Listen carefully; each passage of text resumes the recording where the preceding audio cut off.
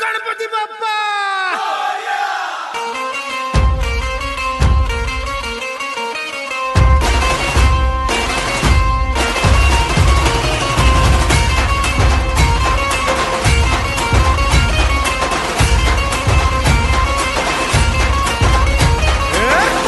नमन करुणी वंदन इडा मांडून इडा देवाला इडा गावाला इडा पाटलाला इडा मंडळीला आम्ही सांगतो नमन तुम्ही ऐका हो गुणीजन